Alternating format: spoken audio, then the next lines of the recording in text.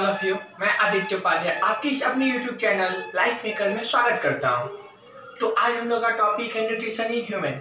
जैसा कि हम लोग जानते हैं human holozoic mode of nutrition show करता है। जैसे होलोजोइक मतलब ये होता है कि जो खाना सॉलिड या लिक्विड के रूप में लेते हों, वैसे एनिमल वैसे ऑर्गेनिज्म जो ये काम करते हैं उनको बोला जाता है holozoic mode of nutrition show करता है।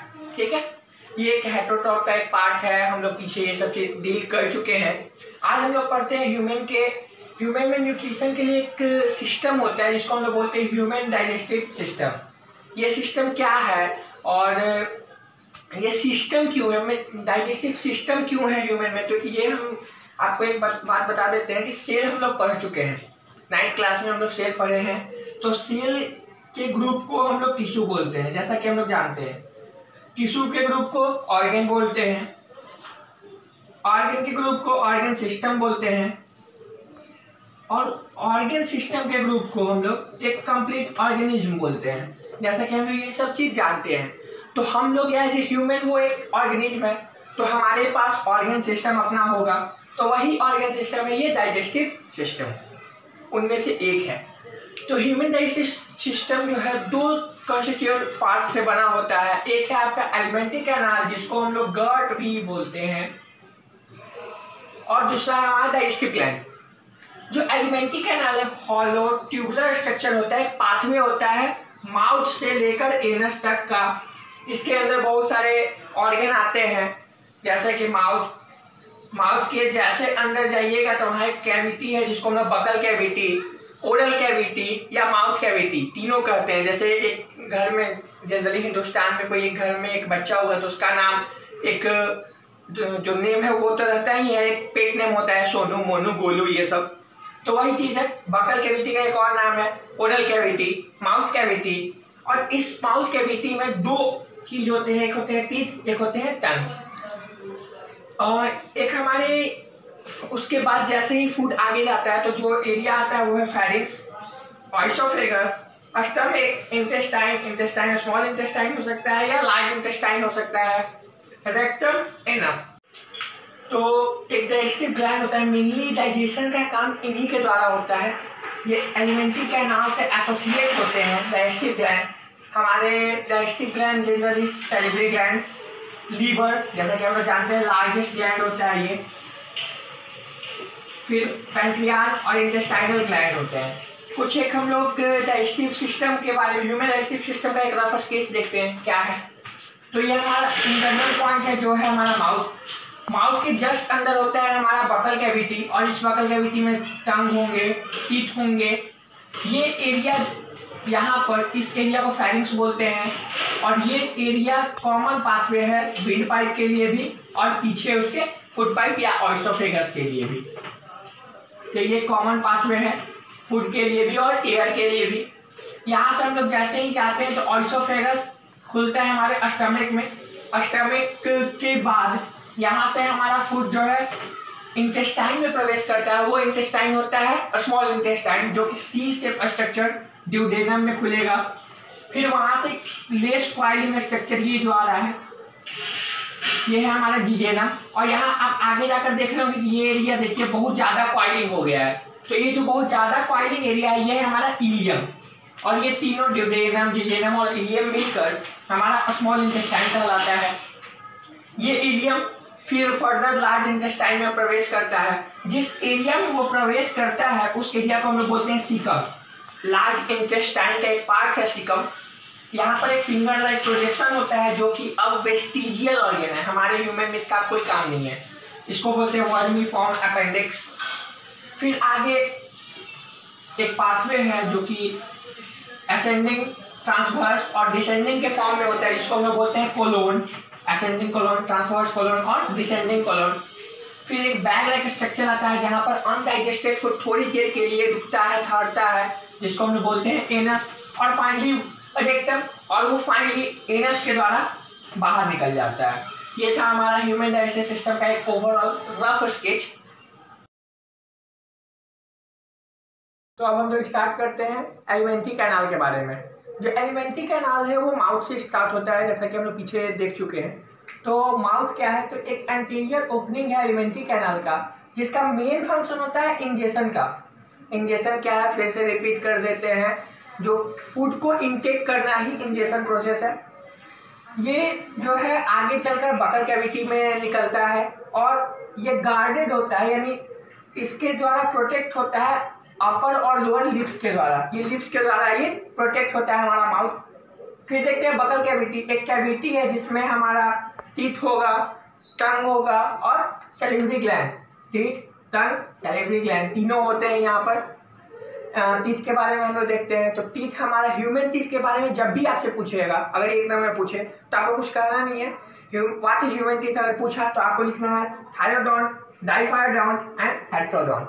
ये तीन सेंटेंस, 3 वर्ड आप लिख दीजिएगा तो आपको पूरा नंबर दे देगा, लेकिन इन सब का मतलब आपको पता होना चाहिए।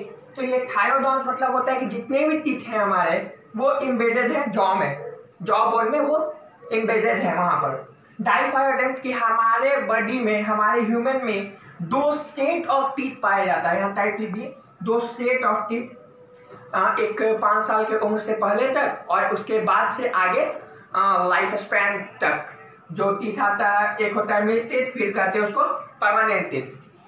हेट्रोडोंट क्या है, तो 4 डिफरेंट काइंड ऑफ टीथ हमारे ह्यूमन माउथ में आते हैं। वो है हमारे इंसीजर, कैनाइन, प्रीमोलर, मोलर, या इसको आप याद रख सकते हैं ICPM मोदी।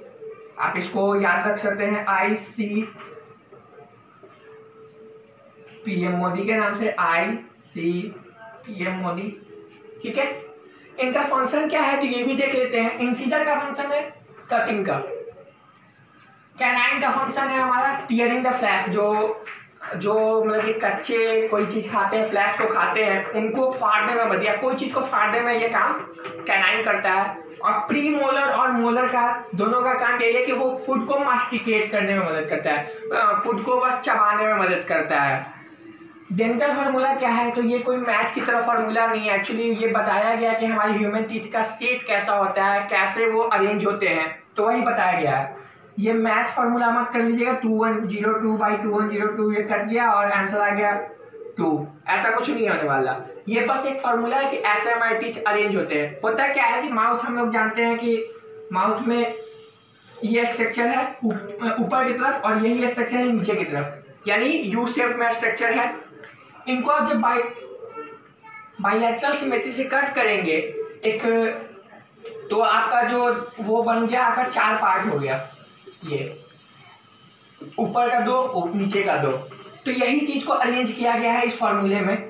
कोई भी एक पार्ट आप ले लीजिए, ये ऊपर का हो गया, एक ऊपर का पार्ट, एक नीचे का, उसी तरफ का नीचे का पार्ट ले लीजिए। तो यही फॉर्मूला है कि आगे ऊपर की तरफ एक साइड में 2 इंसीजर होगा, 2 इंसीजर नीचे होगा, एक कैनाइन ऊपर होगा, एक कैनाइन नीचे होगा। प्रीमोलर मिल्क टीथ में नहीं होता है, और 2 मोलर और 2 मोलर ऊपर नीचे होगा। इसको इंटू 2 कर दे तो ये इस तरफ का भी आ जाएगा, यानी टोटल टीथ हमारे मिल्क टीथ में कितने होते हैं देख लीजिए। इंसीजर 2 2 4 इंटू 2 8 होंगे। कैनाइन कितने होंगे, 1 1 2 इंटू 2 4। प्रीमोलर कितने होंगे, तो 0।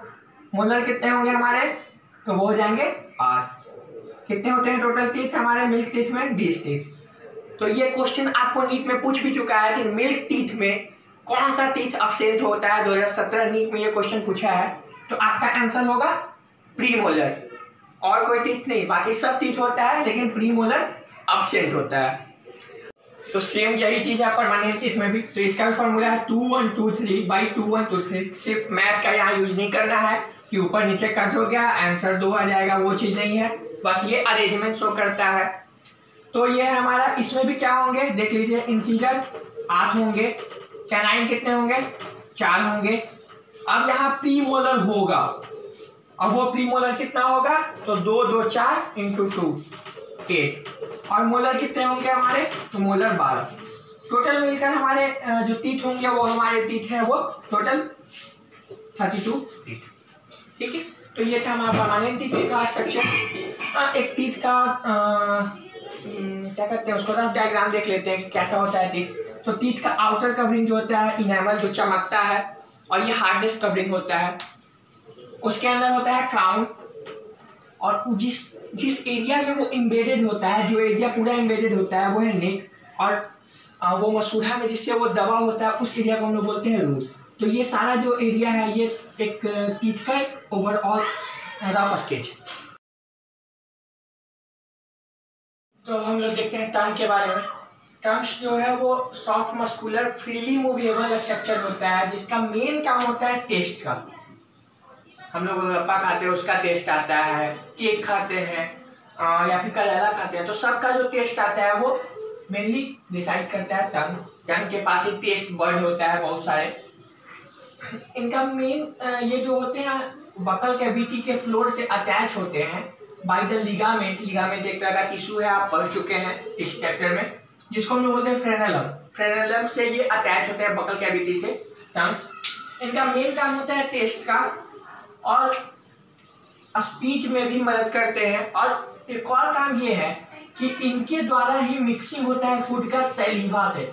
जो सैलिवरी ग्लैंड सैलिवा सेक्रेट करता है उसका भी मिक्सिंग टंग के द्वारा ही होता है। टंग का एक रफ स्केच देख लेते हैं। तो ये हमारा मान लीजिए टंग्स है, उसमें बहुत सारे ये टेस्ट वर्ड होंगे। जो डॉटेड स्ट्रक्चर है ये टेस्ट वर्ड है, इन्हीं का काम है टेस्ट को बताना। वो टेस्ट वर्ड अलग अलग जगह पर अलग अलग काम करते हैं। जैसे आगे की तरफ स्वीट का काम है उनका, उनसे जस्ट पीछे सॉल्ट बीटर, यानी अगर मीठा खाएंगे तो आपको आगे की तरफ पता चलेगा उनका स्वाद। कुछ नमकीन खाएंगे तो आपको उनसे जस्ट पीछे, कुछ खट्टा खा लिए तो वो इस एरिया में आपको पता चलेगा। और सबसे पीछे करेला खाइए, बीटर स्वाद वहां आपको मिलेगा। ठीक है, तो ये था हमारा टंग। अब आते हैं फेरिंग्स के बारे में। फेरिंग्स है क्या? तो फेरिंग्स जो है वो कॉमन पाथवे है, कॉमन पैसेज है। किसके लिए? तो एयर के लिए भी और फूड के लिए भी। यानी यहां से हमारा इस इलाका से, यहाँ पर इस इलाका से हमारा विंड एयर भी जाता है और फूड भी जाता है। यानी ऑसोफेगस भी यहीं से निकलेगा और ट्रैकिया भी यहीं से निकलेगा। तो ये कॉमन पाथवे है। एक यहाँ पर जो ये एरिया है, यहाँ पर एक कार्टिलेज का बना हुआ एक फ्लैप लाइक स्ट्रक्चर, यानी कि एक ढक्कन होगा जिसको हम लोग एपिग्लॉटिक्स बोलते हैं, वो कवर करता है। जब खाना आ रहा होता है हमारे पास, हमारे विंड फेरिंग्स में जैसे खाना आया तो उस चीज को वो कवर कर देगा कि वो खाना कहीं विंड पाइप में ना चला जाए, वो फूड पाइप में ही जाए। इसलिए वो विंड पाइप को वो कवर कर देगा। और वो एरिया है हमारा, वो जो स्ट्रक्चर वो है एपिग्लॉटिक्स। जो कवर किया उस एरिया को बोलते हैं हम लोग ग्लॉटिक्स। ग्लॉटिक्स के ऊपर है एपिग्लॉटिक्स, ईपी यानी होता है ऊपर। इसका मेन काम यही होता है कि वो प्रिवेंट करता है फूड को विंड पाइप में जाने से वो मदद जाने से रोकता है। ऑइसोफेगस क्या है? तो ऑइसोफेगस को हम लोग फूड पाइप बोलते हैं, जो कि एक लॉन्ग ट्यूबुलर मस्कुलर स्ट्रक्चर है जो कि स्टमक में खुलता है। इनका फंक्शन ये है, इसमें कोई डाइजेशन नहीं होता है। इनका मेन काम ये होता है कि वो मूवमेंट करवाते हैं फूड का स्टमक के पास एक मूवमेंट के थ्रू, जिसको हम लोग बोलते हैं पेरिस्टालसिस मूवमेंट। ये पेरिस्टालसिस मूवमेंट है क्या? तो पेरिस्टालसिस मूवमेंट ये है कि जब फूड यहाँ आया तो एक जिगजैग कॉन्ट्रैक्शन और रिलैक्सेशन होता है ऑइसोफेगस में, जिसके थ्रू वो जब खाना आया तो उसको निगल रहे होते हैं स्वेलोइंग के प्रोसेस के दौरान। जैसे मान लीजिए ये हमारा ऑइसोफेगस है, ये रिलैक्स्ड है जब यहाँ पर कोई फूड नहीं है। जैसे फूड आया इनके पास तो ये फूड जैसे ही आगे बढ़ा तो इनका मूवमेंट ये रिलैक्स से कॉन्ट्रैक्ट हुआ। एक जगह जहां पर फूड आया वहां कॉन्ट्रैक्ट, फिर रिलैक्स, कॉन्ट्रैक्ट, रिलैक्स। ये एक जिगजैग मूवमेंट जो शो कर रहा है यही है पेरिस्टालसिस मूवमेंट। पेरिस्टालसिस मूवमेंट है ऑइसोफेगस का, कहाँ कब के दौरान? तो स्वेलोइंग ऑफ फूड। ये क्वेश्चन आपको बोर्ड में पूछता है, 10th बोर्ड हो या 12th बोर्ड में, उसमें एक नंबर का क्वेश्चन पूछ सकता है। 11th क्लास में ये पूछेगा या 10th क्लास में पूछ सकता है। ठीक है, अब हम देखते हैं स्टमक। स्टमक जो है एक J shaped bag like structure है, muscular structure, bag like structure है, जो कि हमारे एब्डोमिनल कैविटी के लेफ्ट पोर्शन में, इस एरिया में, एब्डोमिनल कैविटी के इस एरिया में होता है। ठीक है, स्टमक का 3 पार्ट है, कार्डियक, फंडिक और पाइलोरी। कार्डिक वैसा पार्ट है जहां पर ऑइसोफेगस यहाँ ओपन होता है और वो स्टमक में खुलता है। ठीक है। ये जो एरिया है ये एरिया गार्ड होता है गैस्ट्रोएसोफेजियल वाल्व के थ्रू, जिसके थ्रू कि खाना बैकवर्ड फ्लो ना करे, यानी आगे के पीछे की तरफ ना आ जाए। तो ये वाल्व यहाँ पर होगा। ये एरिया हमारा कार्डियक। फिर आता है लॉन्गेस्ट पार्ट, सबसे ये लॉन्गेस्ट पार्ट है जो जिसको बोलते हैं फंडिक। ये पर रेस पार्ट होता है स्टमक का। यहाँ पर सारे स्टमक के प्रोसेस होते हैं, सारे जो डाइजेशन मैकेनिज्म जो होंगे वो यही फंडिक में ही होंगे। और फिर वो फर्दर जो है वो आता है हमारा पाइलोरिक, जो कि एक स्मॉल पार्ट्स है। यहाँ से फिर ड्यूडेनम स्टार्ट होता है। ये जो एरिया है एक भाल्व के द्वारा यहाँ ये भी अटैच होता है, जिसको हम लोग बोलते हैं गार्ड होता है, जो है पाइलोरिक स्फिंक्टर के द्वारा। तो स्मॉल इंटेस्टाइन जो है एक लार्जेस्ट पार्ट है एलिमेंट्री कैनाल का। इसका जो लेंथ होता है वो 6 मीटर का होता है और ये फिर आगे लार्ज इंटेस्टाइन में खुलता है। जो लोकेशन है वो एब्डोमिनल कैविटी का सबसे निचला भाग में होता है। स्मॉल इंटेस्टाइन 3 पार्टों में डिवाइड होता है, जो है ड्यूडेनम, जेजेनम, इलियम। ड्यूडेनम जो है वो सी शेप स्ट्रक्चर, ये जो सी शेप स्ट्रक्चर यहाँ से खुला तो वो सी शेप स्ट्रक्चर आगे बनाएगा। तो ये हमारा ड्यूडेनम। यहाँ पर सारा डाइजेशन का प्रोसेस यहीं पर हो जाता है। और जैसा कि हम पीछे बता चुके हैं कि जो ओपनिंग होता है स्टमक का, यहाँ पर गार्ड होता है, रेगुलेट किया जाता है पाइलोरिक स्फिंक्टर के द्वारा, जिससे कि बैकवर्ड फ्लो ना हो खाने का। जिजेनम लेस कॉइल स्ट्रक्चर, ये जो एरिया है ये जो लेस कॉइल स्ट्रक्चर है ये है जिजेनम। यहाँ पर एब्जॉर्प्शन होता है, यहाँ से अब खाना का डाइजेशन हो चुका है, एब्जॉर्प्शन स्टार्ट होगा। फिर है इलियम पोस्टेरियर, सबसे लास्ट पॉइंट, जो कि बहुत ज़्यादा कॉइल होता है, मोस्ट कॉइल स्ट्रक्चर है। और ये फिर फाइनल यहाँ पर भी एब्जॉर्प्शन होगा और वो फाइनली लार्ज इंटेस्टाइन में खुलता है, जो कि ये भी एक भाल्व के द्वारा रेगुलेट किया जाता है, जिसको हम लोग भाल्व को बोलते हैं इलियोसिकल भाल्व। यहाँ पर होगा इलियोसिकल भाल्व और ये फिर फर्दर खुलेगा लार्ज इंटेस्टाइन में। तो लार्ज इंटेस्टाइन जो है हमारा पोस्टेरियर मोस्ट पार्ट है एलिमेंट्री कैनाल का।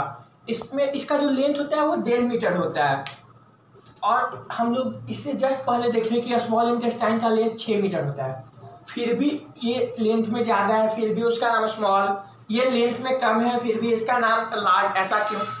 तो उसका कारण ये है कि इसका जो ल्यूमेन होता है वो वाइडर होता है स्मॉल इंटेस्टाइन से। यही कारण है कि इनको लार्ज इंटेस्टाइन और उसको स्मॉल इंटेस्टाइन कहा जाता है। लार्ज इंटेस्टाइन जो है सिक्कम, कोलोन, रेक्टम 3 पार्टों में बटा हुआ होता है। सिक्कम क्या है? तो एंटीरियर मोस्ट पार्ट है, स्मॉल पाउच लाइक, जो कि जिसका जो है इसके पास एक नैरो फिंगर लाइक प्रोजेक्शन होता है, जिसको हम लोग वर्मीफॉर्म अपेंडिक्स बोलते हैं, जो कि आजकल के समय में वेस्टिजियल ऑर्गन का काम करता है, यानी इसका कोई काम नहीं है ह्यूमन बॉडी में। एक समय था जब हम लोग साग कच्चे खाना खाते थे तब इसका काम था, हर्बीवोरस में ये होता है और हम लोग में होता है, लेकिन इसका अब काम नहीं है। कोलोन क्या है? तो एक लॉन्गेस्ट एरिया ट्यूबुलर पार्ट है और ये जो है हमारा 3 पार्टों में बता होता है, असेंडिंग, ट्रांसवर्स, डिसेंडिंग। देखिए ये एरिया है हमारा सिक्कम, यहाँ वर्मीफॉर्म अपेंडिक्स। ये जो एरिया है ये है कोलोन। और उसके बाद आता है हमारा पोस्टीरियर मोस्ट एक सेकुलर स्ट्रक्चर, जिसका मेन काम यह है कि अनडाइजेस्टेड फूड को कुछ समय के लिए रोक कर रखना, जो कि ये है रेक्टम। और उसके बाद पोस्टीरियर मोस्ट ओपनिंग आता है एलिमेंट्री कैनाल का, जो है हमारा जहाँ से इजेशन होता है, स्टार्ट होता है, इजेशन का प्रोसेस होता है, वो है एनस। एनस जो है यहाँ पर एक भाल्व लगा रहता है, जिसको हम लोग बोलते हैं एनल स्फिंक्टर। ठीक है, तो अगले वीडियो में हम लोग देखेंगे डाइजेस्टिव ग्लैंड और मैकेनिज्म ऑफ डाइजेशन। धन्यवाद।